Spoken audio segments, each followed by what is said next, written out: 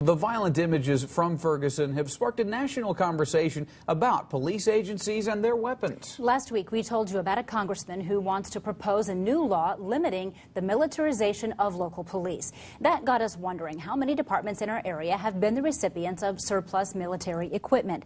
News Channel 15's Erin Rogers went digging deeper for that information, and she joins us now with some of the facts and figures. Well, IPFW Police Department got 9 military-issued M16 rifles.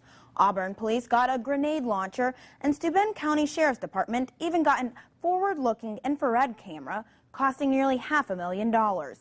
That's just some of the equipment on this list I got when I reached out to the Indiana Department of Administration. It includes all the equipment and its costs given to every agency in Northeast Indiana.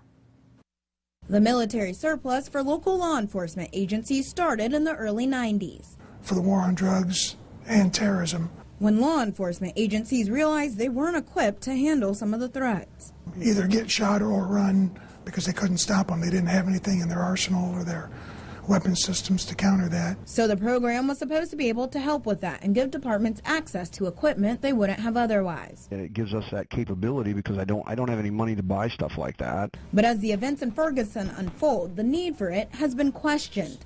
Bernie Beyer with Allen County's Homeland Security says even big weapons like this aren't coming fully stocked with weapon systems. It's really just the shell being passed down. The likelihood of a local agency getting their hands on some big offensive military weapon that's just not appropriate for the street is pretty tough to do. In our area, Steuben County received the most costly equipment, but the sheriff says his department applied for a $500,000 infrared camera after having people in his area go missing. It was a good idea.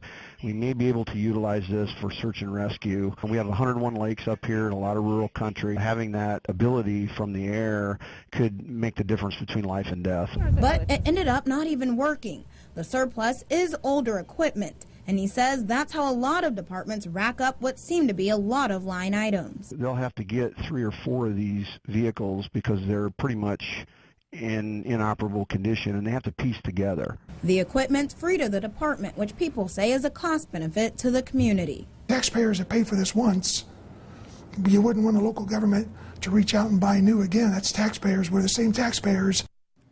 Now, the way this program works is the Defense Logistic Agency puts out a list of available equipment that local departments can look through.